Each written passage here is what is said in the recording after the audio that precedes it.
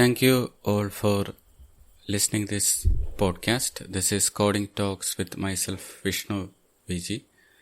I'm a .NET programmer from Thiruvananthapuram, having experience working with the different cloud vendors like Microsoft Azure, AWS and GCP. I'm a AWS community builder for storage. There are a lot of sessions which are there on this podcast. In addition to that, there is a meetup group called Coding Talks Cloud Computing, where I take sessions on different cloud technologies, and those sessions are available on my YouTube channel, which is the same name as that of this podcast. All the opinions and things that are expressed through this podcast and also in that YouTube are purely personal and do not represent any of the employer's view in any way. With that, we can start understanding the microservice architecture in more detail. In the previous episode in this podcast, we were discussing on understanding microservices with respect to the different other forms of architectures like the layered architecture, and other forms of architecture, and how service architecture and how microservice differs from those. We also talked a bit about the modular monolith, and we also entirely stressed on avoiding the distributed monolith at all cost, because it creates the complexity of distributed architecture, plus it has the disadvantages of a monolithic application. The modern trend is towards microservices, and that's the reason why we will be discussing that in these sessions. Even though that is there, still the default standard of architecture for every new application is still the monolith. That's the safe way, because microservices architecture, because it's distributed, it may not be a good fit for all kinds of business application. It depends upon the requirements of the business domain and how it wants to scale, how much team members are involved in it.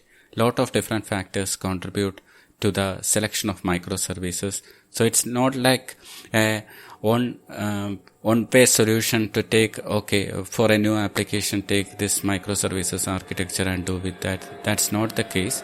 Similar to every other architecture, should have a lot of considerations and all, because it's to have a microservice architecture in place, there needs specialized effort from the architects to decide the different areas that we can split the application to different business domains, different components, and how these will be interacting with all, and the latency and all, and the monitoring, orchestration of these things are all becomes really challenging for both the developer as well as for the architect. So a careful consideration should be there in selecting the microservice. That all I hope we discussed in the earlier episode. If you are interested in listening that episode, feel free to have a look at those as well. Continuing from the previous episode, we will be having a quick recap of what is a layered architecture or an entire architecture, and from there we can start understanding more about the microservice architecture in more detail. Some of my friends asked me the layered architecture they are working, isn't it also a kind of a microservice architecture? The answer is no, because there in the layered architecture, the partition is based on technical domain. If your application code base has different technologies associated with it. Here the main focus in layered architecture is actually the technical technologies that your application are actually used. Your application, let's say for example, if it's a web application, your application may have a front end which is developed using JavaScript or some other JavaScript libraries or framework like React. Might be it have a server-side component which has these business related things in place, and also there will be a database that will be interacting, and some form of database related code will be there. Your application has these different areas, and in the case of layered architecture, you will be splitting your application based on the technology. So you'll be ideally at a minimum have 3 different layers. One for presentation layer for the UI, then for the server side, that's the business area where your core business logic remains, and then the database layer where the persistent part is handled. And if you look at this, we can go a bit more detail into the layer architecture. If you look at a more detail into this form of architecture, you can see that actually this architecture closely mirrors that to the organization structure. And that's the reason why once it was very popular.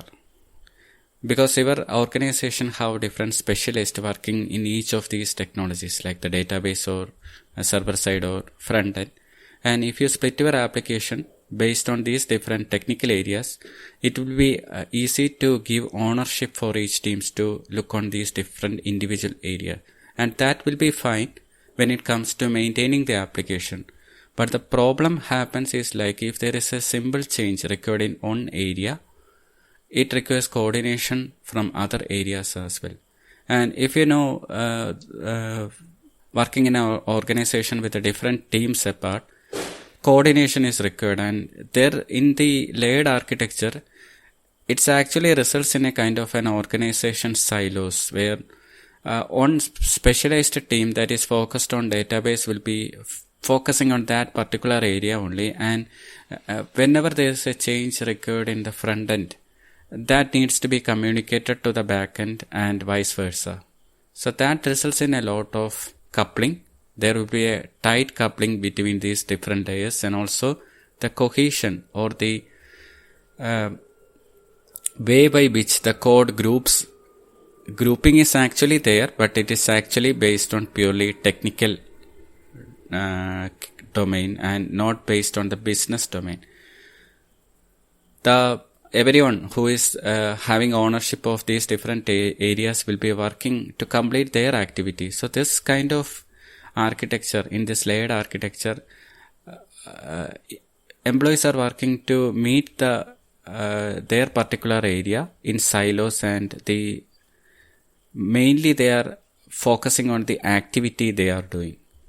And it requires extra coordination, as I said earlier, and also the customer quality or the outcome is not considered here, because from the customer point of view, they want some feature there, but these individual teams are focusing on their own area. So finally, to have a good outcome, it requires the support of all the different teams. That will be challenging. Then evolved another form of team called the outcome-oriented team. This can also be known as the feature-based team, where instead of each team owns a specified area of software, they own to deliver a feature. So this is the kind of approach of a poly-skilled team where multiple specialists who have experience working with the different areas like the database, server-side developers and the front-end developers all comes together into a single team, like a modular team, and then they will try to deliver a feature,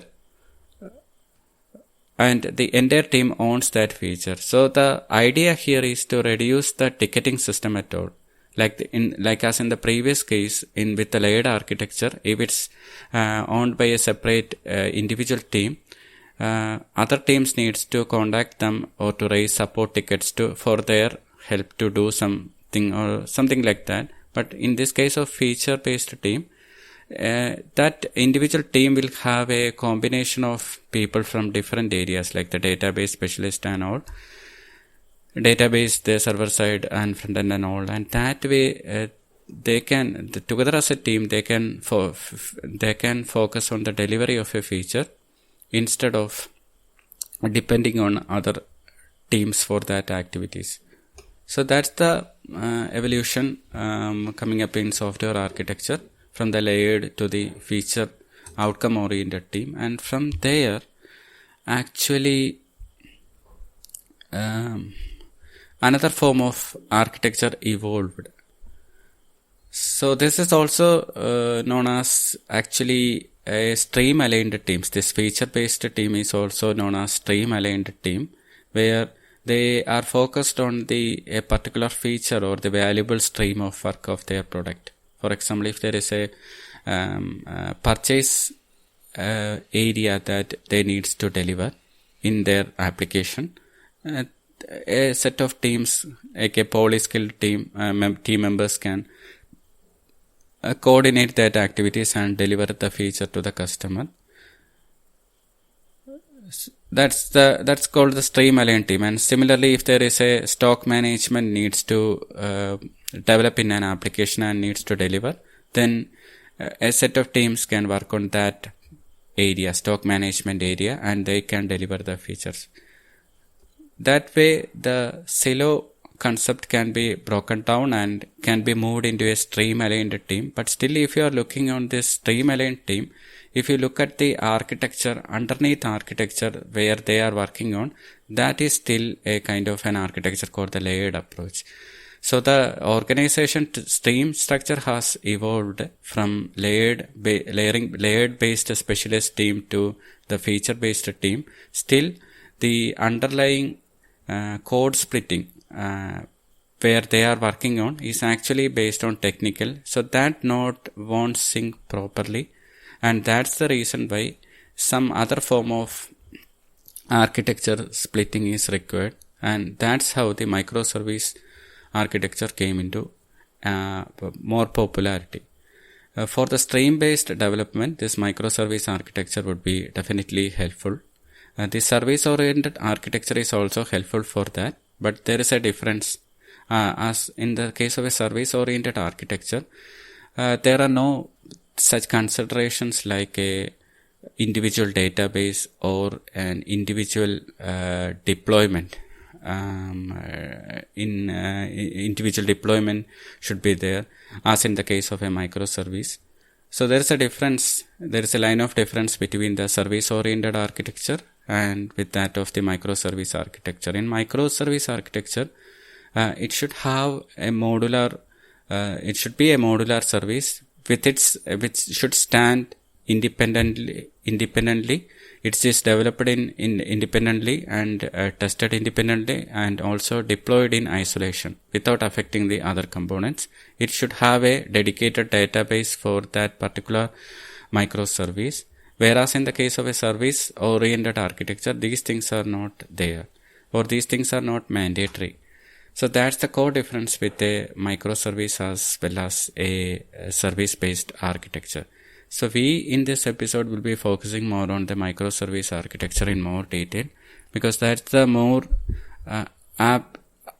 accurate architecture, best aligned for a stream based development. Like the stream based team will have a group of different peoples working in together, like a group of poly skilled people with their own expertise, and for them to having an ownership of a single business domain in the application will be helpful. So an architecture that meets that kind of development will be helpful for them, and microservice architecture will be the best fit for them. The service-oriented architecture, as we discussed, has some different characteristics, like they share database and individual deployment is not a concern. That is not best fit for a stream-aligned team at all, because stream-aligned teams needs to work in isolation independently, and they need to deliver without affecting the other area. That's the reason why microservice would be the best, more apt service for them to deliver the feature. They can also work on, the stream-aligned teams can also work on service-based architectures, but this one will be the better choice for them. But even though that is still the case, like the experts say, like Sam Newman says, the default or standard for every new application should be the monolithic application or some other kind of architecture, because microservice has its complexity as we discussed earlier. So we cannot push forward microservice architecture to every application. It depends upon the number of teams that we have, the amount of scalability that we need for an application, And considering all those factors only, we can have microservice architecture in place. When it comes to a distributed architecture like a microservice architecture, there will be more challenge in orchestrating these things, coordinating these things, error handling, the network to handle the network delay, latency and all. So specialized architectural considerations are required, and that brings more complexity. That's the reason why many experts say that as you are progressing with this microservice architecture implementation, you would be encountering lot of problems. So it's not a de facto standard for every new application. That is the thing you need to consider, because the Kubernetes and the serverless architecture are popular these days. Many would be thinking about, okay, when we start developing an application, let's take a microservice architecture and start like that. It should not be the case. There should be a proper analysis, and if it has a scope of expandability, and if there are more team members involved in that kind of application development, then microservice will be a good fit for them. Otherwise, it would be an overkill. Then the next area we are going to discuss is to understand how we split the code. We are focusing on splitting the code. Then later in this episode, we will be discussing on some data based splitting as well. So initially, we can focus on the code split. So think of a monolithic application where all your entire code resides in a single code base. You have no splitting at all. Everything lies within a single code base with no splitting based on technical or anything at all. From there, you need to extract the individual area and move that each into a microservice. So how would you be doing that? For that, you need to understand about the domain-driven design.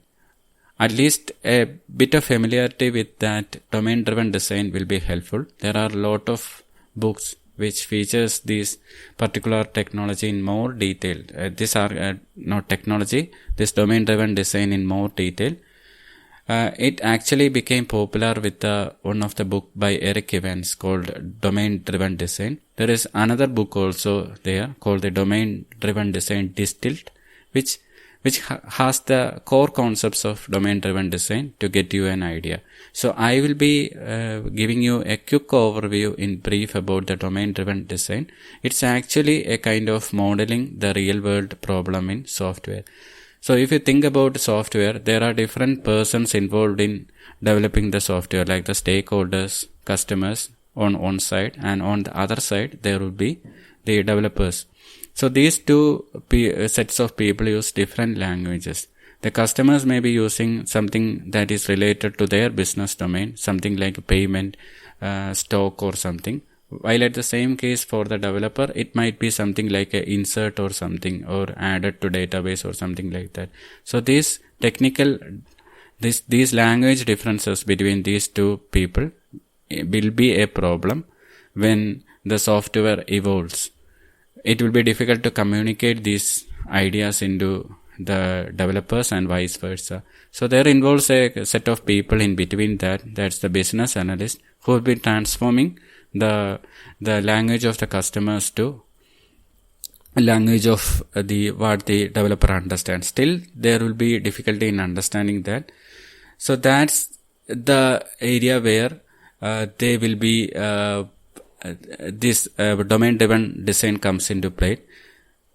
Here, the developer tries to understand the software in terms of business domain. So they will be giving more accurate names based on the business domains for which they are developing the application. In that way, that closely aligns to the language of the customer. So in domain-driven design, take for an example of a shopping website like Amazon. There will be having different key areas that can be identified within that application. So the whole application of Amazon, like shopping website, can be considered of as a business domain.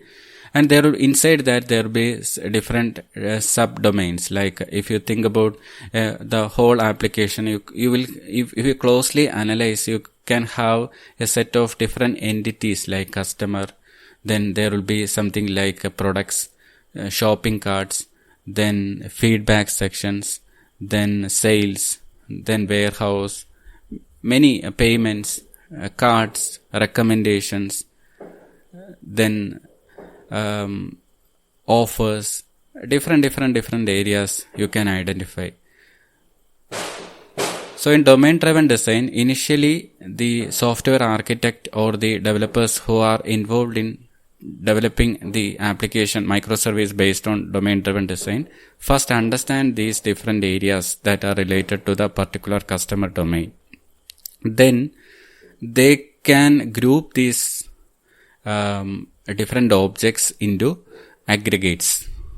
So aggregates is the concept where these different entities that we identified within the business are treated as one unit for the purpose of data changes. That is the explanation given by Eric Evans in his book Domain Driven Design. He mentioned like the aggregates are as a kind of a cluster of associated objects that can be treated as a unit for the purpose of data changes.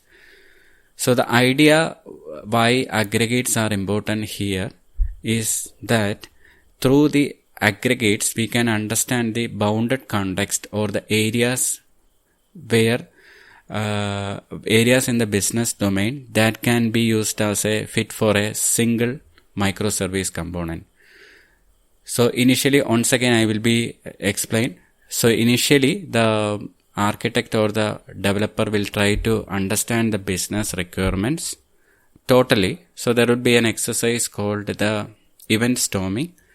There are other ways also by which you can understand the context of the business. You can have a discussion with the business owner, stakeholders and everyone who is concerned with that business, and then have a full idea of the different of the full business domain, and you then go tries to identify the key areas of that business domains, like the key areas like we understood related to that shopping website Amazon. We have the payment area there. Then there will be a ticket area there, and different entities that are associated with the with entirely that software will be collecting that. So we are not focusing anything about how they are related with each other or anything at this stage. Just we identify who all entities are involved in that business domain. The idea is to get a picture of the business domain from the customer perspective or the stakeholder perspective, and then converting, we are trying to convert that into our technical area. So first we understand the business domain, then the key elements of whoever that is concerned with the business. So if you think about Amazon, there will be a customer there. There will be different items will be there. Then the shopping area will be there. Then there will be suppliers will be there. Then there be payments will be there. Then the invoice will be there. Then the notification that needs to be sent to the customer will be there. Then the payment related service like some form of external bank or something payment service will be there. So everything that is related to that business domain are collected, and that are arranged as a board. If it is in the case of a event storming, it's arranged in the as a small sticky notes, and we identified the entire area. Then the next is like we will these all different sticky notes based entities are a kind of individual ones, and we then try to treat them as one unit. We group some of these entities into one unit for the purpose of data changes. So that is what the Eric Evans mentioned in his book Domain Driven Design. A cluster of associated objects that will be identified from these, and then it will be grouped together, which is called the aggregates. And from the aggregates we can identify from the aggregates grouped together we can identify a relation between each of them, and we can understand the key entities there, like when there is an event that can happen, all the different underlying aggregates or entities are affected by that, and that way we can identify a context there. So if you understand closely these different entities, these aggregates and all, we can form out a kind of a context from all these different areas. Like we can have a context like a payment context, warehouse context, this sales context, customer context, and everything we can form out of that. And then these bounded context is actually what we are trying to convert that into microservices. So instead of the technical grouping as we discussed in the case of layered architecture, here the focus is grouping by business domain. So each microservice component will be responsible for owning one particular context of a business domain, and that will be the main responsibility, and the team who own that microservice, their responsibility is to best ensure the outcome of that microservice component. Keep in mind that there would be different components, modular components in microservice architecture, each owned by a separate individual team, each has its own database, but same time they will be communicating with each other as well. In the case of shopping, whenever some component, say for example an order component which takes the order from the customer, will be contacting the payment microservice for doing payment and all. So this way there will be different components, but they will be contacting via network. So these are not there in a single process as that of a microservice. These will be separate code bases. Separate team will be working on that, and languages can also be separate, but there will be a generic way by which they can communicate with each other. The communication mechanism can be through HTTP, or it can also be through the gRPC, depending upon the context which preferable for that. And there will be also security considerations also in place, because when one microservice contact with the other, it needs to ensure that only the authorized microservice is allowed to contact with other microservice. So there will be security considerations as well. Security considerations we will be discussing on in a further episode. Here we are trying to identify an overview of the microservice architecture in more detail. So this way, when we are creating the microservice through the identifying these entities, these aggregates, and then through the bounded context, and then finally the microservice, we are actually trying to form out a modular component with data encapsulation in place. We are only exposing from that service to other service or those outside it only the required elements that other service wants, and we hide all the implementation detail inside that microservice. Take for example, if it is a support microservice which is part of the Amazon website, this support service will be exposing only the required APIs that are required for creating the support, and also something like a notification or something, and all the other details, the implementation details, are there inside this support service, and that will be known only to that team who owns that service. That is the key definition here. Here there is no concept of a shared database. So that service, that respective service and its owners only have an idea of how it is actually implemented. This will be beneficial for the software architecture, because the higher you have cohesion or the related areas grouped together, and the less coupling you have with other components. Here the less coupling, how it happens is like you are only exposing through an API only the required elements that other components want, and that way you can have a control over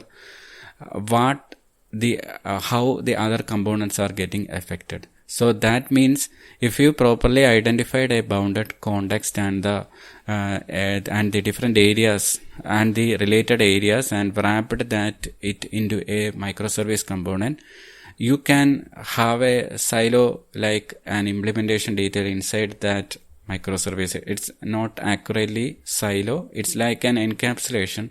The accurate term is not silo, because silo is a bit occurred in case of an organizational context. So mostly something like an internal implementation hiding or something like that you can call, and that is actually beneficial for other parts of the application, because you can change it whatever way you like. The only requirement is like whatever you are exposed to the outside area, that should not be affected.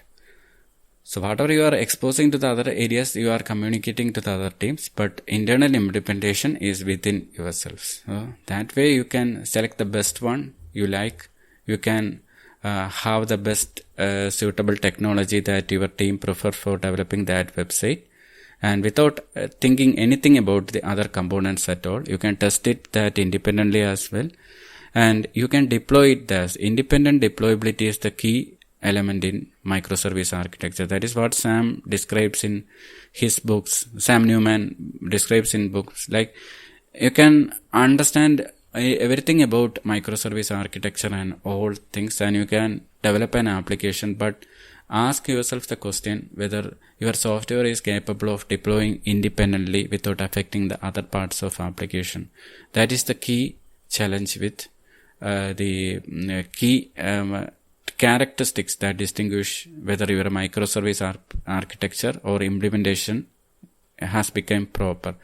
If you are deploying an application and at that time you need to contact the other team like, okay, we are deploying this, you need to make some changes in your side or something, then that means the dependency is still there and the code splitting is not proper. So if there is a dependency for one microservice with another one, that indicates that some form of coupling is still there, and you need to identify that, extract it. Sometimes there might be some form of shared data that exists between these two different components, and you need to coordinate with these two different teams to use that. But Sam described in his book as it's an kind of an anti-pattern. If you have shared codes that is used by two microservices, it will be better to copy it and move it to your own, because that way you don't have a dependency with other service at all. You can have your own libraries, but make sure that you own that particular library and won't allow other teams to change that. So somehow the idea of that dry pattern, don't repeat yourself pattern. So with that context in mind, they ideally try to create a library for something, and that library will be encouraged to reuse by all the different other teams members.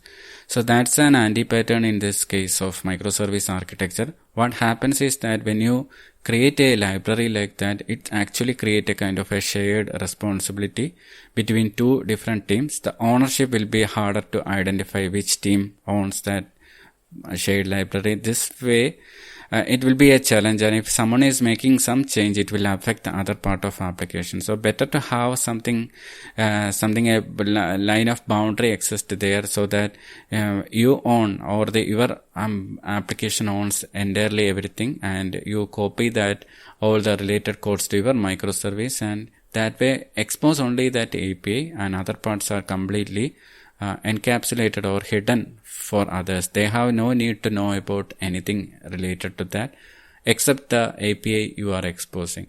That's the way you should be forming the microservice architecture. So these are just an overview. We will be continuing from here a bit more. So let's move into other areas as well. We have understood microservices, an overview. Hope you also understand some of the key characteristics of microservices.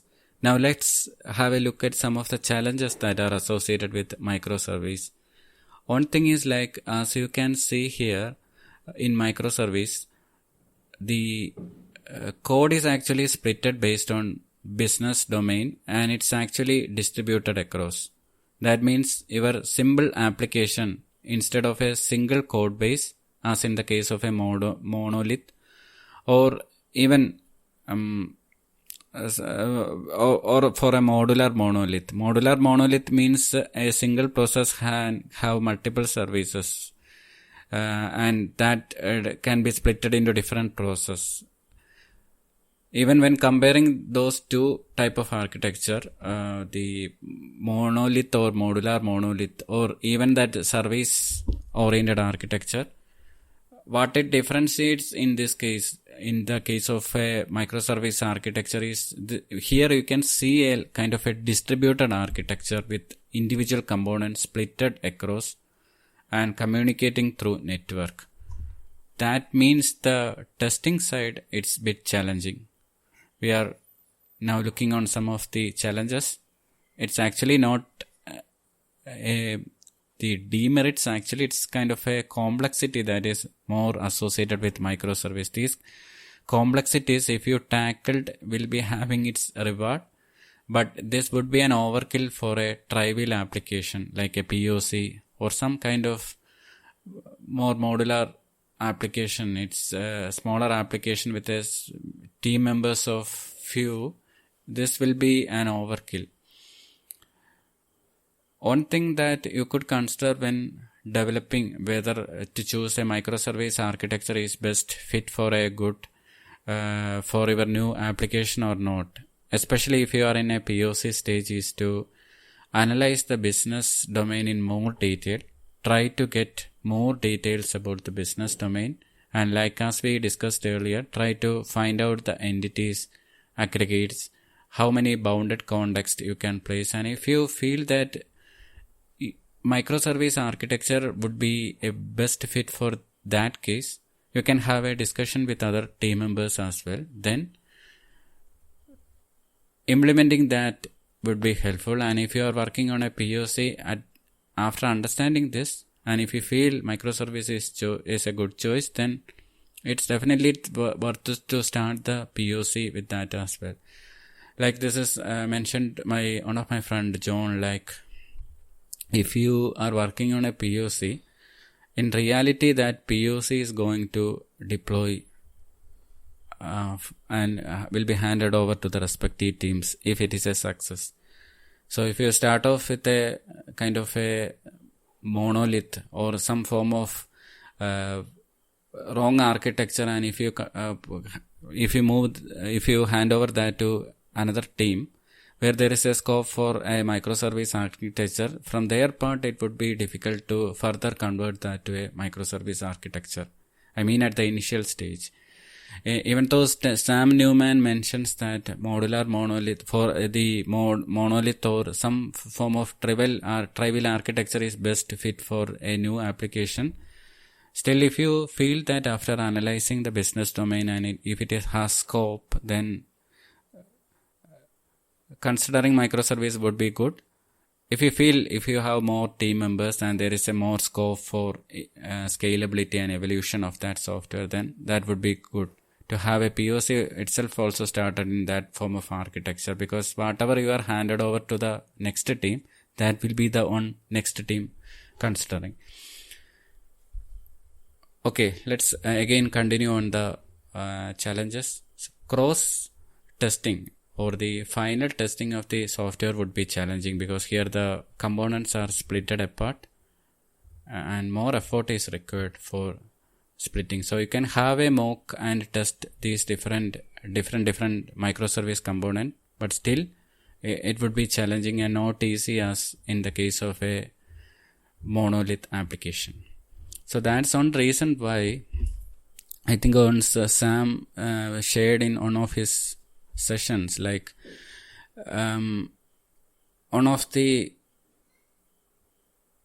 company called Honest Update, they have shared a Twitter status that we replaced our monolith with microservices so that every outage could be more like a murder mystery.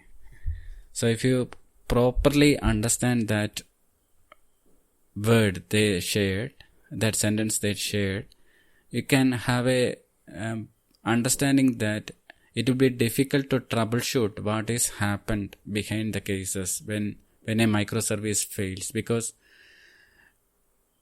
each has its own database, each has its own state, and you need to coordinate that microservice with other microservice to get a full picture of what is actually happening behind the scene. So there are different ways to tackle this. One is to have a proper log aggregation in place, like something like an application insights or cloud trail, which captures every detail of different services, and a coordinated logging also would be helpful, so that you can understand as to what events has caused what different outputs from different microservices, and that way you can have a coordinated custom dimension from different microservices, which would be helpful to understand what's happened behind the scene. That's the reason also why Sam mentioned in most of his books, like to have a log aggregation initially is a good prerequisite before starting moving to microservices, whether it's a new microservice or you are migrating an existing monolith to a microservice. It would be better to have a log aggregation in place in advance. Otherwise, it would be difficult for you to understand what's happening behind the scene. And log aggregation is particularly helpful for understanding how a microservice is working and all.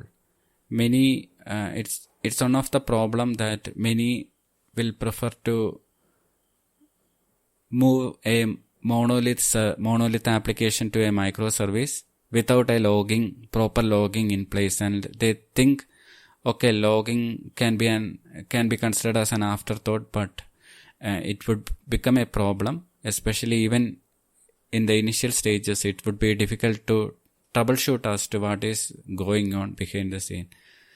And another thing we haven't yet discussed that is the deployability area. Like we are ideally deploying these microservices to different containers for the purpose of cost effectivity and other orchestration related benefits. We'll be ideally deploying to containers. So containers, the concept of containers is like it can be created and destroyed at any stage, and automatically the orchestration systems like the Kubernetes will automatically spin up a new container instance. So that means you won't have a physical log there in reality. Even if you have something, you can write to a disk file there, and you can log into that container, and you can have a view of what is written there. Still, it exists only for a period of time.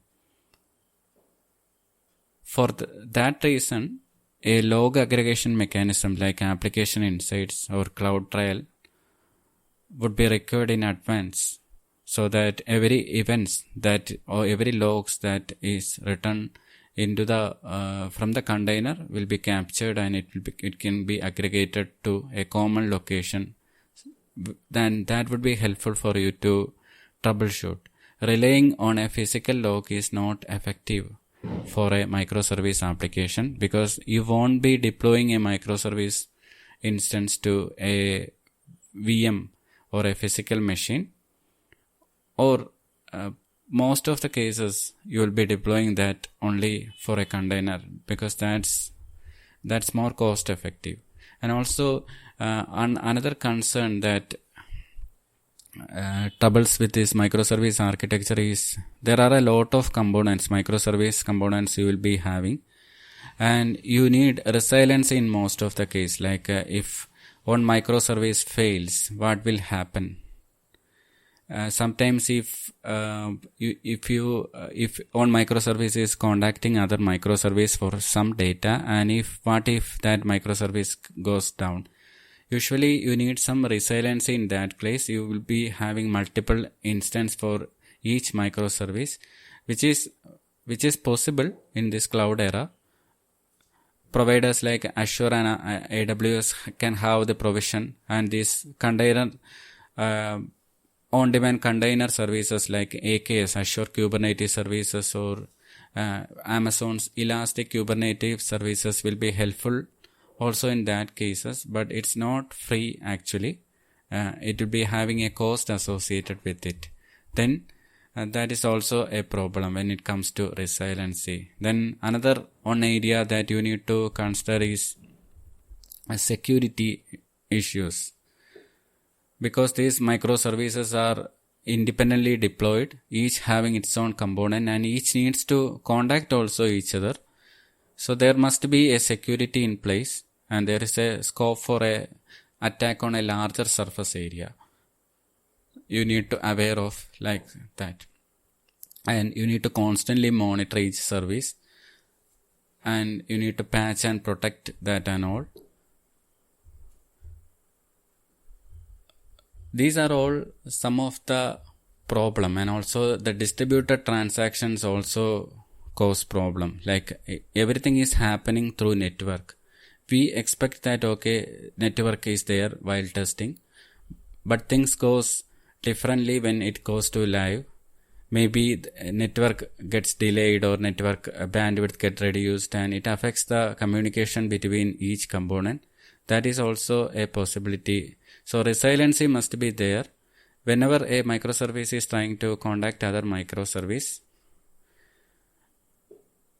if that the target microservice is down for some reason, it should handle that situation appropriately. Either that should be get retried a bit later, or otherwise you can implement a kind of an asynchronous pattern in between by implementing something like a queue or a topic in between.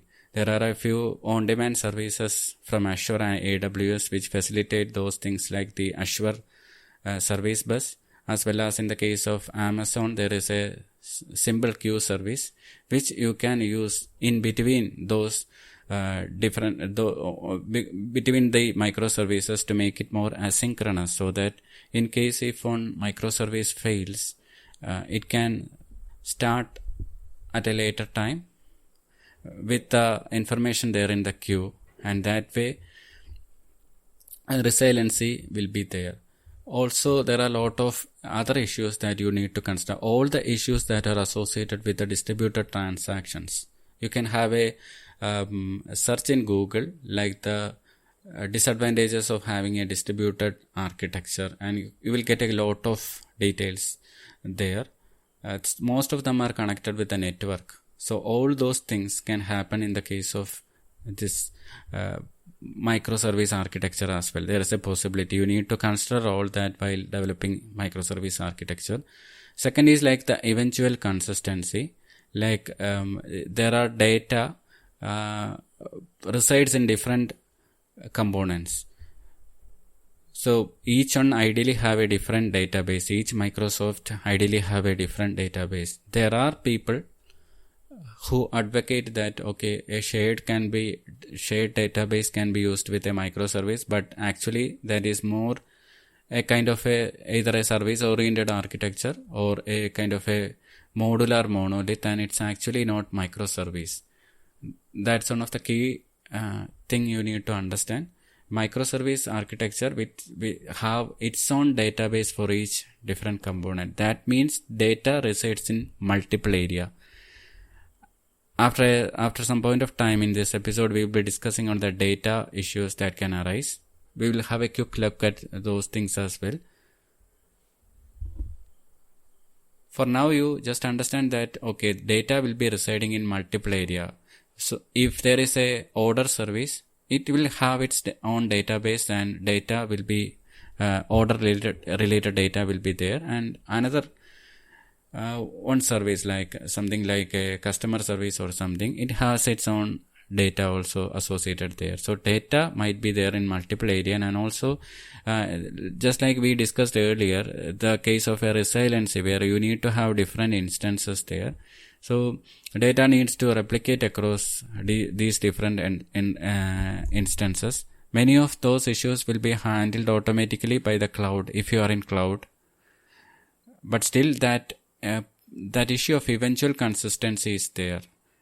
If data is there in a primary database and whether it's replicated to a read replica properly, some time will take. And eventual consistency is like if you are committing something to a main primary database and it needs to replicate to sub databases that are associated with that instance, it will take some time to replicate all those things. It will happen within the seconds, but still the delay is there. So that's called eventual consistency.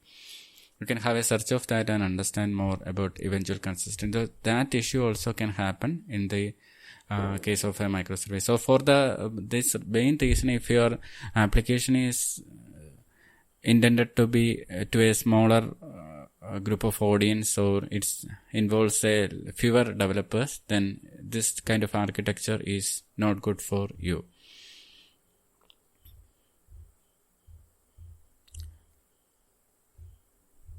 Then another thing I like to point out here is, earlier in this episode we thought about the domain-driven design and considering aggregates and bounded context, and we identified that each bounded context or a group of related aggregates can be moved into a single modular microservice. But keep in mind that as you progress with the microservice development, you can identify more areas. That is, means even within a bounded context, you can identify multiple aggregates which can be moved it into its own microservice as well. For example, if there is a service like for example a payment service, and it will be having two different areas like the main payments and then the notification area, then you could have the notification itself moved to a different microservice with its own API and all. So that if in case the payment service want to send a notification, then it can contact the notification service and that way it can send. The more modular you can have, the more possibility for you to deploy it individually. So the advantage here it brings is like if you want to change the notification service for some reason, you can have it and deploy without affecting the other area. So there is a possibility that you can bring up more. That's the reason why we are now going to discuss about migrating existing applications to more specifically the monolith or modular monolith applications to microservices. So we'll start by understanding one particular phrase from Martin Fowler, who says that if you do a big bang rewrite, the only thing you are certain of is a big bang. That means if you try to move a modular or monolith to a microservice with everything splitted and given to different teams and to start development, that will end up in a disaster. So what instead he is suggesting is to move functionality to microservice each part at a time. That way you can get some learning from it and you can move the other parts. So one thing you can do is to understand the entire business domain related to that microservice, that modular application. Once you understand everything, keep in mind that this existing modular monolith, if it's a legacy application, it may not be written with this microservice or this domain-driven design in consideration. So you need to understand that from a customer perspective, identify the business areas, and you need to identify the entities, then break up it apart into aggregates, and then finally identify the bounded context. There is a series of practice which you can use. I discussed two of them in the earlier episode, just a brief. That's one is event storming, another one is the seed process. Event storming is one thing that we discussed in this episode as well at the initial stage. There will be more things to understand related to that, but mainly the event storming is to identify the events that are related to a business domain. And we are trying to, as a software developer or architect, we are trying to understand the business domain from the perspective of a developer. That way we understand the business domain, and then we will be mapping those into practice. So we identify the different area. So once you, in the case of the existing monolith application, you can have an understanding of its business area and then identify the business context, the bounded context and all. Then analyze what effect or what benefit you will get from converting this to a microservice. Some of the benefits that you achieve is scalability and independent deployability. You can have more scope for scalability and more scope for individually deploying and without affecting other part of the application. Maybe your application will have a business value, but you feel that okay, if I improve the payment area of my application, it will have a more benefit for my application. Then what you can do is you can try to focus on that payment area and extract that bounded context and move that into a microservice. Moving that to a microservice, you can follow a pattern called a triangular fig pattern. It's actually a way by which you are creating a new system, a new modular microservice, in this case the payment microservice, around your existing monolith application. So you have the support of the existing monolith application and you are creating a new system, modular microservice with side by side of that existing application. And what you are going to think about is this new system actually doesn't need to replace the full old system at all. What you are trying to achieve is you are actually creating a new system for a particular business area like the payment, and you are checking whether that new modular service is actually satisfying our requirements or not.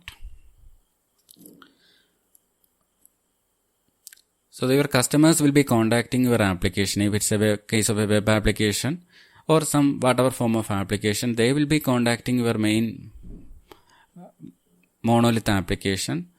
What you do at that stage is, in this case of triangular fig pattern, you will be intercepting the calls to the system, your modular system, and if you are identifying that okay, particular area of your application has payment functionality that your customer wanted, you can divert your calls to the new microservice module you developed. That way you are intercepting, the basic idea is intercepting calls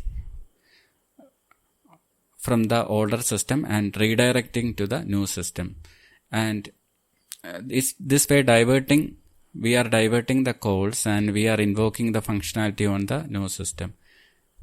This way two things exist side by side, like the on modular system as well as that new microservice system, on monolith system, existing monolith as well as the microservice architecture. So you can have different ways to intercept this, ideally using an HTTP proxy or some form of API gateway that you can put it in front of your existing monolith, and that way you can redirect your traffic to the new microservice which you developed.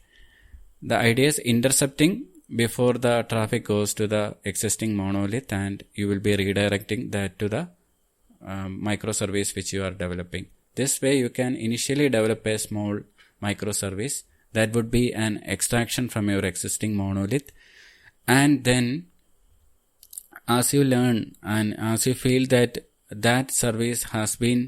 microservice has been successfully deployed to the customer, And if you feel it's working, then you can redirect the entire calls to that service. In this way, both the code exists, like the existing monolith code exists as well as the new one exists, but at the success stage, most of the traffic goes to the microservice only.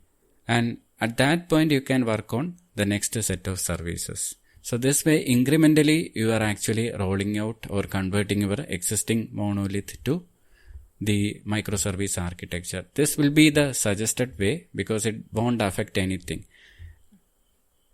So deploying, once you feel that everything is working properly with the new microservice and everything has been extracted and converted to the new different modular service from your existing monolith application, then you can finally remove the existing monolith application. Everything will be served by your individual modular monolith component. So this is very good for migrating existing monolith to microservices, because if anything wrong happens, you can easily roll back your functionality to the monolith. So because of this, it's advisable to keep the monolith for some more time, even if the new microservice is working effectively, because at customer side or live, at any time something wrong can happen and we can easily revert back. So that's one approach. So this will be beneficial for you to move. Then there are other areas like here what we have done is like in Strangular Fig pattern, we identified the calls to that service to our monolith application through an interception, and we redirect that to something other area like invoice or something. But that is possible for some of the areas of our application. But what about if something is there inside our application? For example, if there is something like a loyalty or something like a rewards, that can happen only when an order taken place or something. At that area, it's not like that we have intercepted and redirected. It's actually the customer needs to contact the main monolith and do some of the interactions there with the existing monolith, and then only the loyalty or reward service can be called upon. So at that stage, how we are going to do, that's a question. Like interception is possible before the application, but this, if suppose if the customer wants to interact with the existing monolith and then want to do a redirect after did some interaction, so how that's going to happen? In that case, what you can do is to create some form of abstraction inside your existing code.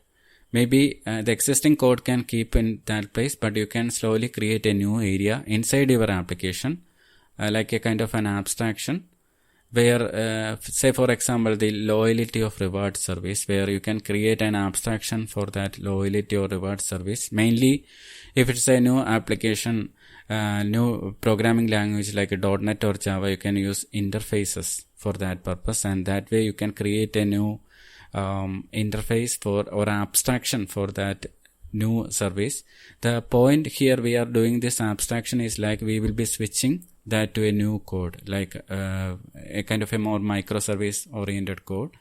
So we'll be calling the microservice module. You will be ideally creating a new loyalty or rewards microservice, and you will be calling that microservice from that abstraction there. To work this effectively, you need to have an abstraction in place in advance. So this is mostly this is also related to the feature toggle. Like we have our existing code and we also have an abstraction, and we will add a feature toggle. Feature toggle is the property by which you will be deploying your code and to the live, and your customer will be having your application with some codes, but still they are not actually released to the customer. So here we are splitting out deployment and release into two different things. So ideally when we say deployment, we think of releasing a software to customer, but here we will be thinking a bit more Like we will be thinking about deploying and releasing separately. So we will be deploying the code which has both the existing code as well as the new abstractions, which a feature toggle there, and we will be deploying that to the customer. And once the customer started using that, we can, for at least for some customers, we can feature toggle. We can set the feature toggle to 1, and that means instead of the code, existing code inside that monolith, it will be calling that new microservice code, and we can ensure that that will be working in proper. The one prerequisite for this kind of implementation, this is called a kind of an abstraction pattern. It is also related to feature toggle. To make this work, you should have an abstraction in your code. Like you can have the feature toggle enabled or set at one place, and the entire abstraction is there. Then it will be beneficial for you or easy for you as an application developer to implement this. Otherwise, if your, for example, if your notification code resides or loyalty code resides in multiple areas of your application, it will be difficult to implement this feature toggle. So if that is the case with your existing monolith application, that can happen because these monoliths were created many days ago, and there is a possibility that there won't be any standards or anything like that. So abstraction won't be there. If that is the case, then ideally you should be identifying the different areas that you want to abstract and bring it under a common abstraction, and then implement the feature toggle from there. So these are two different patterns that suggested by the experts like Sam Newman.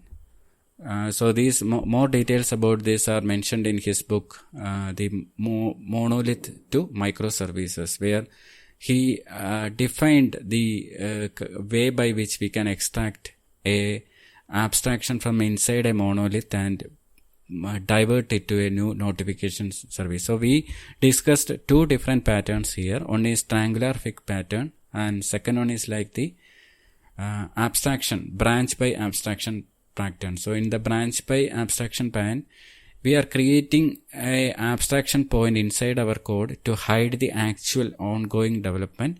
We will be using a feature toggle to switch to a new modular monolith, to a new microservice from the monolith itself. And once we are confident with our new microservice, we will be switching through the feature toggle, through the abstraction, to the new microservice instead of the current implementation. That way we can switch the internal part of application as well. So this way we can migrate both the outside components as well as the inside areas. Outside areas you will be actually intercepting using some form of proxy or through the API gateway, and then redirecting the customer accordingly. Otherwise, internally you are using an abstraction. So I hope this is clear for you to understand these things. And if you are working with existing code, there is a nice book on this topic called Robert C. Martin's Working Effectively with Legacy Code. So that's by Michael C. Feather. And it's published by Robert C. Martin series. The book name is Working Effectively with Legacy Code. So it will be having a worth to look on that book as well, so that you will get some ideas about these different ways by which we can extract a microservice. So feature toggle is a good thing to consider here. So I will share you a definition which is defined by in one of his blog by Pete Hodgson. He is an independent software delivery consultant. So he says like a feature toggles, or we also called it as feature flags, is a powerful technique allowing teams to modify system behavior without changing the existing code. He further defines that They fall into various usage categories, and it's important to take that categorization into account when implementing and managing toggles. Toggles actually introduce complexity. We can keep that complexity in check by using smart toggle implementation practices and appropriate tools to manage our toggle configuration. But we should also aim to constrain the number of toggles in our system. So the last point is like, if your code base has codes splitted for a particular feature in multiple areas, mainly if it's an old monolith, you need to abstract that into a single or do some form of refactoring initially to bring that everything into a single area and then implement the feature toggle. Otherwise, feature toggle implementation at various stages using a if-else block will be challenging for you. If it's in a single area, it would be a bit, it's a win situation. Then, so far we have been discussing about the ways by which converting existing application, monolith application to microservice. Now we think a bit about the delivery, how we are going to deliver the microservice architecture. This is also an important thing to consider. Like explained earlier, independent deployability is one key thing which you should consider. Even after developing your application, if you have dependency with other components for deploying, you need to rethink about the way by which your microservice is architected. If you are in a state to deploy it independently, then it would be a big win, and then you can have different ways to deploy it. Ideally, your microservice architecture would be defined in a pipeline with its build and deployment steps and deployed to some form of managed services like the AWS Elastic Kubernetes Service or AKS, Azure Kubernetes Service. Kubernetes, it's an orchestration platform where it will automatically handle everything. You create a microservice, you wrap it as a container, and you will be sending that to or mentioning that to the managed service which you are using, like the Kubernetes, and rest of the things that will be automatically handled by that Kubernetes platform. One good thing that you are deploying this way is that Kubernetes will be spinning up the required instances as you configured, and also in case if something error happens, Kubernetes will automatically heal that instances and relaunch a different one. So everything will be transparent, it will be managed by the service itself, and you don't need to bother anything about the different instances creation and all. Only thing you need to be aware of is like your application should run, inspect of the instances it's creating, and also the log handling, like aggregating logs to a common location using some form of managed services like Azure App Insights or CloudTrail will also be required. Otherwise, it's difficult to pinpoint exactly what's happened. Next, we will be discussing on different forms of deployment strategies. Parallel run is one strategy, just like which we discussed earlier. When we extracting a part of monolith to a microservice, we can have it run parallelly, and we can direct a particular portion of users to that area. Similar way, parallel runs are good fit. You can have your existing monolith application and also the created microservice exist in parallel for some time to understand and study what's happening, whether it's working properly, and then once you are confident, then you can decommission the existing monolith at all. That's one way. Second way is like a form of a canary or A/B testing, where you are actually deploying this to only a particular portion of users. If you have say for example 1000 users, you will be testing that to a set of users like 10 to 15 users, and if you are feeling that it's confidently working there, you will be rolling out to other customers as well. That's called the canary mode of deployment. You can search it both the different ways. So these are the different ways of progressive delivery. Progressive delivery means as you develop your feature, you are deploying it without affecting other part of the application. So if it's a payment related area, you will be deploying that area of that microservice component. If you search for progressive deployment, there are different area, but what you can search of is like a canary deployment, then parallel runs you can check on to get an understanding, then A/B testing, blue-green deployment, dark launching, different ways are there. Then another thing is like you need to have a proper monitoring and log mechanism in place, especially if you are running an existing monolith service as well as payroll service or some form of this microservice side by side, to see where the customers are targeting to and from what service it's actually serving. Is it from your existing microservice architecture, or is it from the new service you created like the payroll or invoice? So you need to understand that. So you need to have a proper monitoring and logging in place at the time of rollout. Then the other things you need to consider is like, so far we have discussed about the ways by which we splitted the code base. This is also what Sam Newman also recommends, like for converting an existing monolith to a microservice architecture. You first identify the boundaries based on code, but you need to consider one more thing, like the data.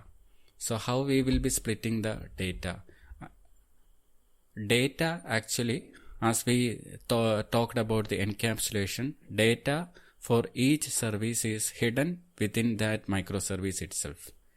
So if it's a shipping database, then shipping microservice, then shipping related data is hidden inside that microservice. Similarly, if there is a returns microservice that is responsible for handling the returns, that related data for returns is hidden inside the microservice boundary. That means each one have a individual database. But keep in mind that this return service needs sometimes the data access from some other services like the customer service, because it needs to know what it needs to return. It also needs to contact with something other like the inventory service as well as shipping service. This is I explaining in the case of an Amazon website. So think about like if there is a returns microservice which has its own database, having its returns related data, sometimes it needs to have information from other microservice like shipping microservice or inventory microservice. So at those times it can call the other microservice and grab the required data. So how it serves the data is also you need to consider.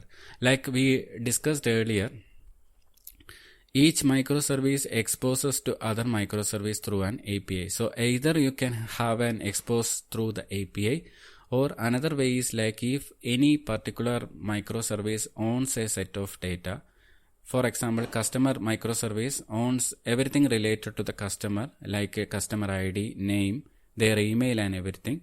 And they will be ideally exposing only some of the relevant informations like the customer ID or something externally. But sometimes, for example, while returns, the return service needs to know where they want to return. So it needs the information of the customer address or something. So at that time it can contact the customer service.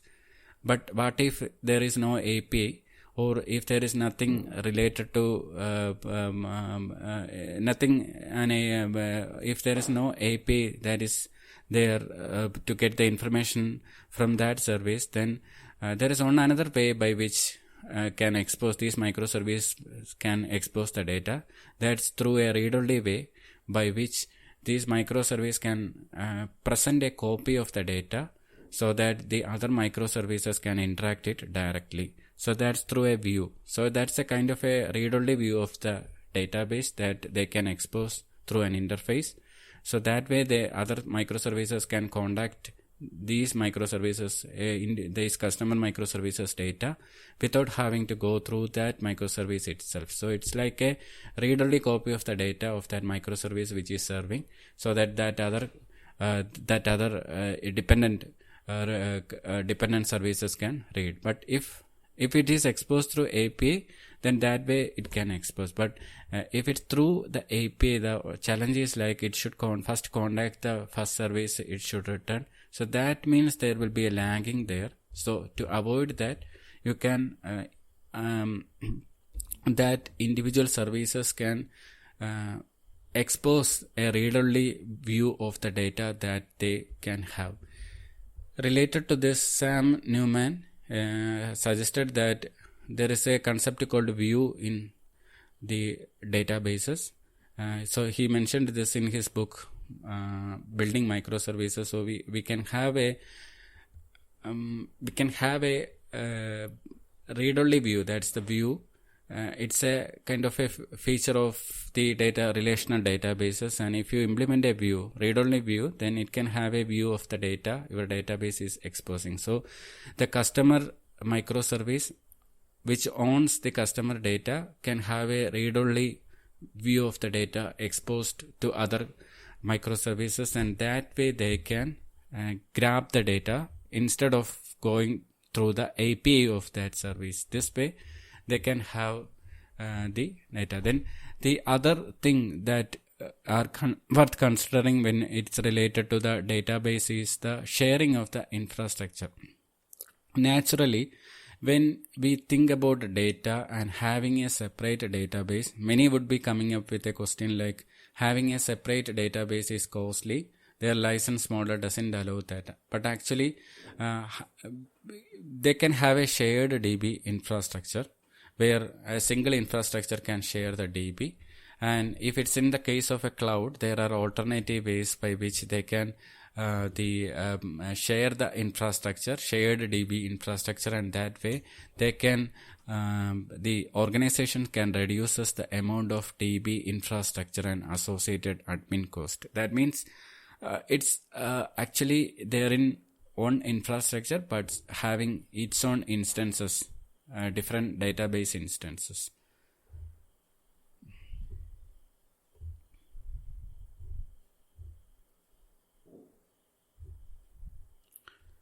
Then also can have a dedicated DB infrastructure also. That's another option. But there is more infrastructure which needs to manage. So depending upon the requirements that's required for specific microservice, they can have a shared database infrastructure or a dedicated database infrastructure. The one advantage with the dedicated DB infrastructure is like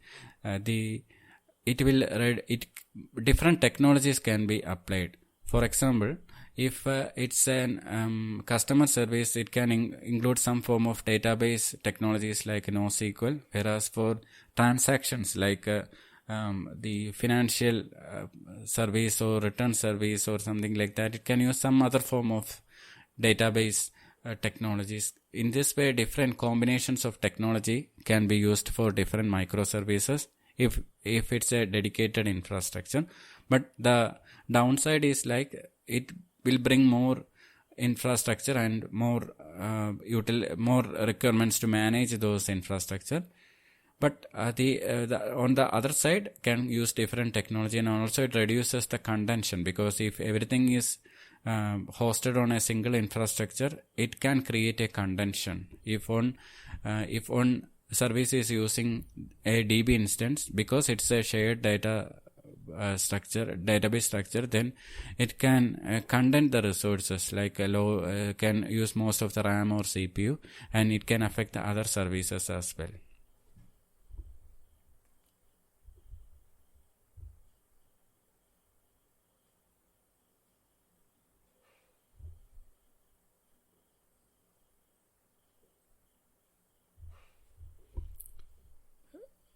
Related to this point, if the customers, if they are using DB on premise, then shared DB infrastructure is worth there because they can reduce cost that way. But on the public cloud like Amazon or Amazon or Azure or GCP or any other cloud provider, you can have much cheaper options, so that isolated DB infrastructure or dedicated DB infrastructure is one thing you can justify on the public cloud. So this way you can have the dedicated infrastructure justifiable in public cloud, while it's difficult for that in on-premise because of the cost factor. Then the information hiding, just like we discussed earlier when it is related to code, we group every related code in one area. In that way, more cohesion or grouping of code can be achieved, and we will be exposing only the required details through the API to the other areas. We also discussed about some of the exception cases where some other services needs data directly. In that time, we can expose through the read-only way, but keep in mind that only that service which owns that database has the rights to modify that data. That is super important. You need to consider. It's not like even when we think about the earlier example, like where the order service needs the customer data, I mentioned about having a read-only copy or the read-only view of the customer microservice data to that service, other than through the API. But that doesn't mean like the order service can directly modify the customer data inside the customer microservice.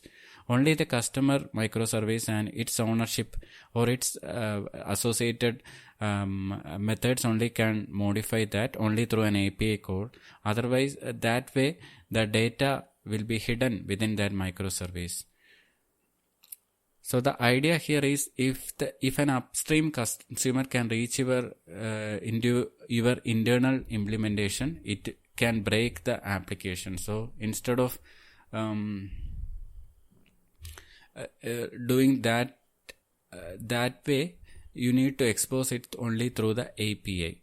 And whenever there is a change that is happening in the API, you need to inform the upstream customer or the other microservice which are depending on you to inform that okay, these changes has been taken place. There are different documentation methods that are available. You need to have a good proper documentation and coordination in place. Ideally, if you are releasing the APIs, you will be keeping an old version as well there, so that it won't break the existing customers, and you will be releasing only a new versions on top of that. Once you're confident that none of your customers are actually using the old API, then you can safely decommission that. That's the way by which most of the public cloud providers also work on.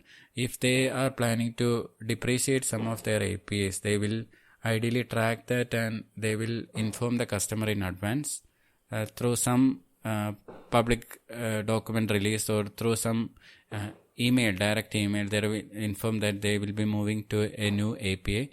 So in this way, once everything has been switched on, they can they can decommission the old API. Similar way, you can follow that in the microservice as well. You can have the new incremental versions upgrade, new APIs, but for some time keep the existing APIs in place so that it won't affect the existing customers. Then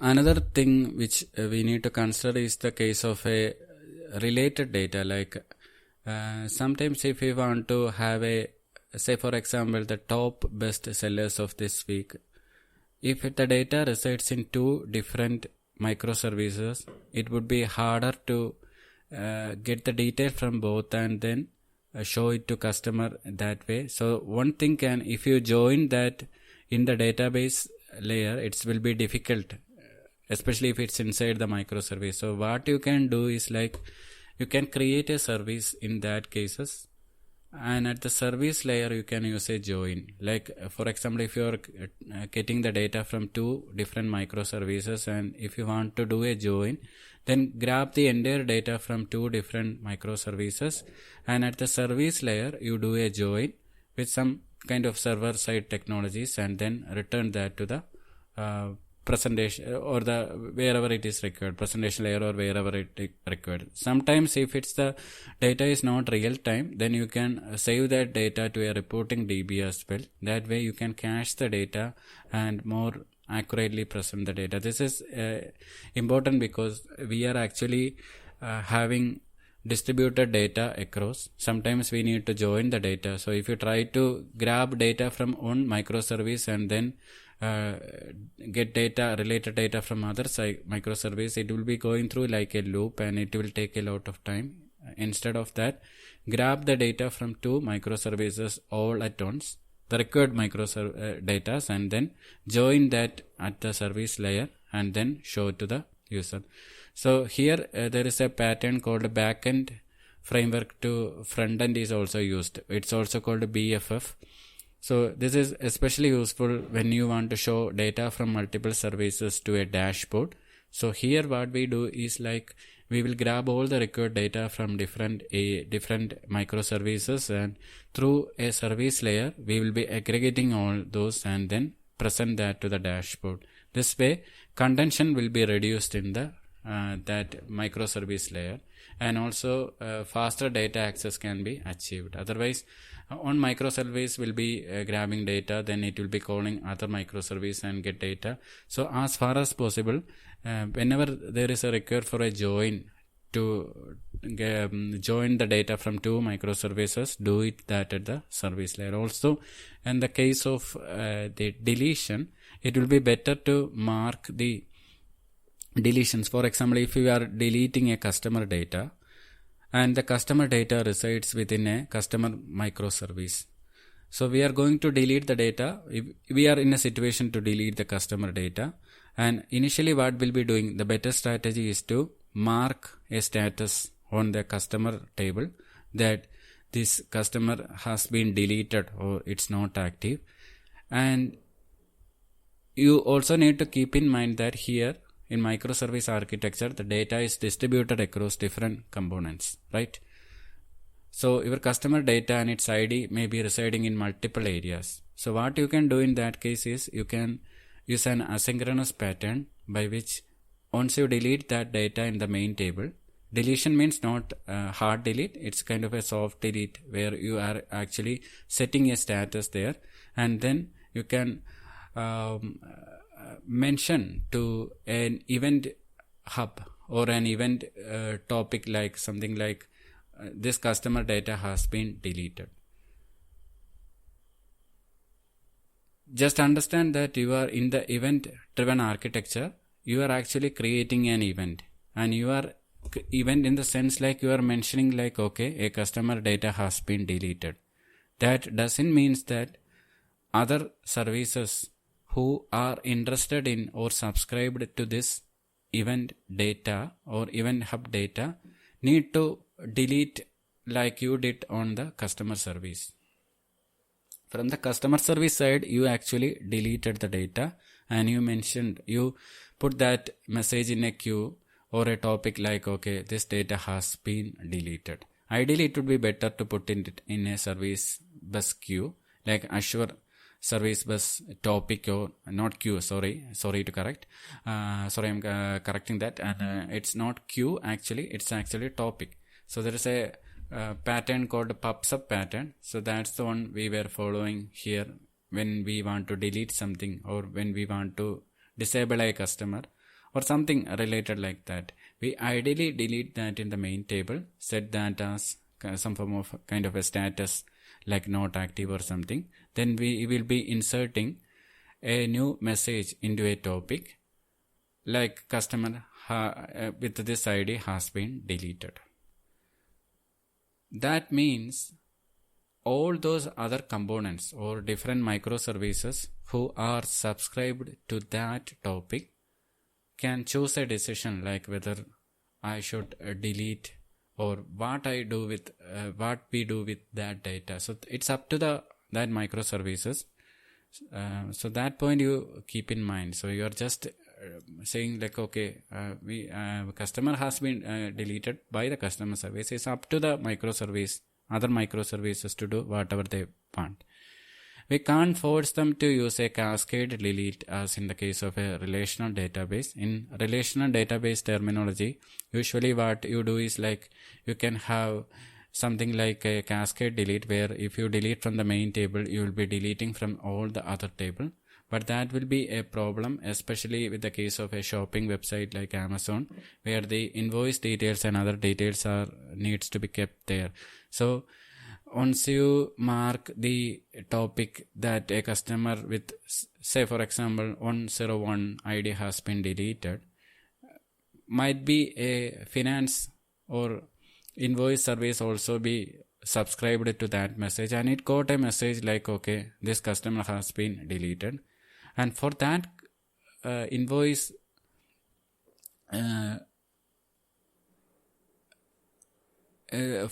for that invoice microservice, it need to bother anything about this at all. So it not need to delete anything from there. Might be it makes some internal state changes like, okay, this customer has been deleted, and some state updates or something inside that might be, if required, that can do. But while at the other time, some of the other related services like the for example, a recommendation service or something service, if it's using this customer's data, then that can be archived or moved to some other area to avoid the data congestion and all. In this way, these things like a deletion or main events can be appended into or added into an event message, and rest of the interested services can subscribe and act upon as they required. So that's one difference you need to consider when architecting a microservice architecture. Cascading is not possible, and also this lock is also not possible. Some might think like, okay, we can have a lock in place.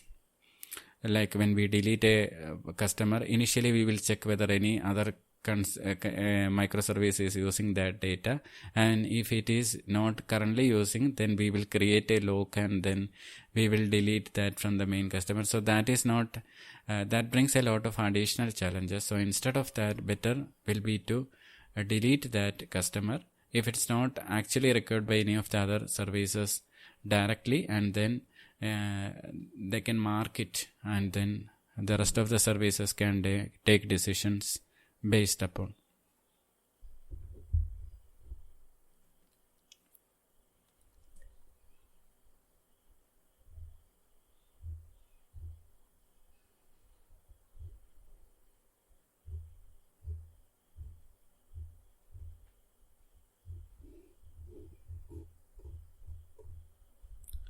Then when it comes to microservice, to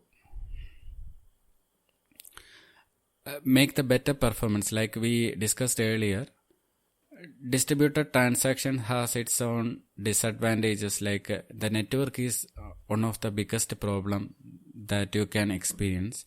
So having a cache in between these microservices will be beneficial.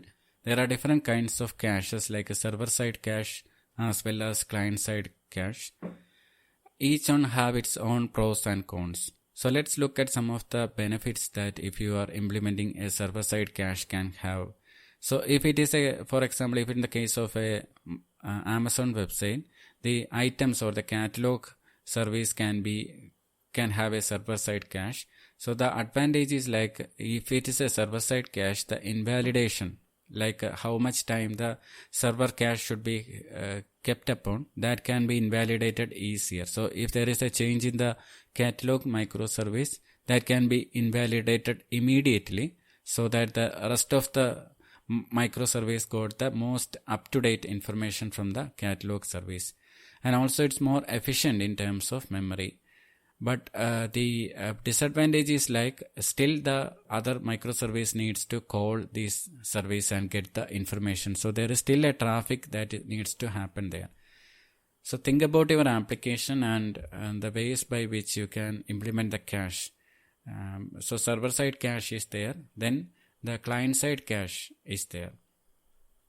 So client side cache, there are certain advantages. One biggest advantage is like it avoids the network call to the server or other server or other microservice. And also this client side cache is also helpful.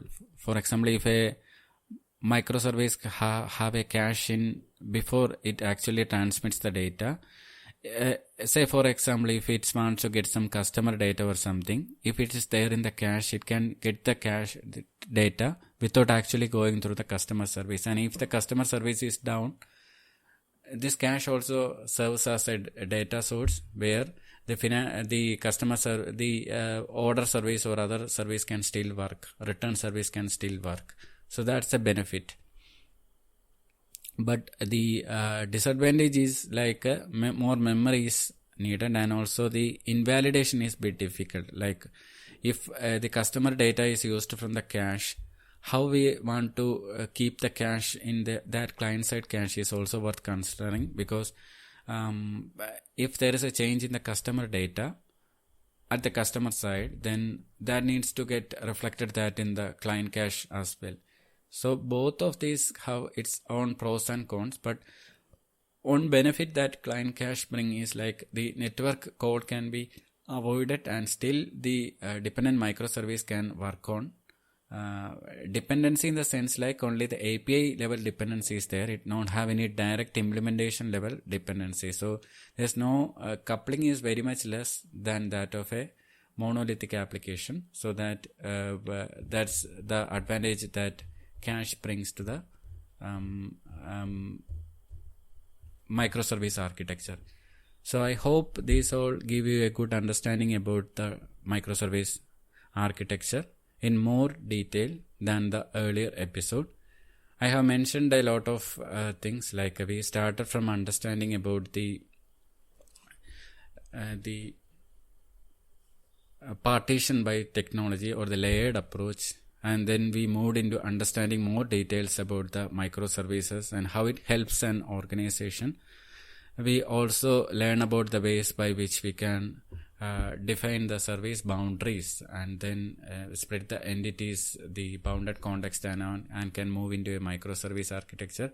We also understand the importance of information hiding, then the database considerations, and the data hiding considerations and all, and a dedicated database is also we have considered, and also we have looked at some of the deployment ways as well. So I hope it would give a better picture, and I recommend you to go through the books by Sam Newman, which is one of the, there are other books as well, not just Sam Newman's, there are other books related to microservice, but one thing I felt is while I understand from him, it's give a more better picture of how microservice architecture actually works and how it can be related to the modern way application development. So it syncs with some of the ideas that are applied, that have mentioned in the domain driven design as well. So you can easily implement that. When you look at some of the other books, like the other books or other videos or whatever related to microservice, it's focused on that technical area. So there you won't get an exact idea of why this architecture is for. Everyone talks about microservice architecture, but very few know about why it is actually used or what's the need for that. So that idea you would get better from going through the two books of Sam Newman. One book is Building Microservices, and second one is Monolith to Microservices. So have a look at those. Then another one book you can check out is like Micro Frontends. That's also a good book. So going a bit further from this microservice architecture, you can have the option to have individual parts of the front end developed by different teams, and it can be deployed independently as well.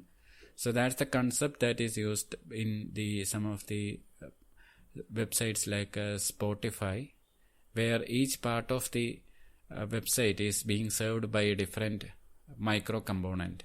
So that kind of architecture is also getting popular. It's similar to microservice but a bit advanced.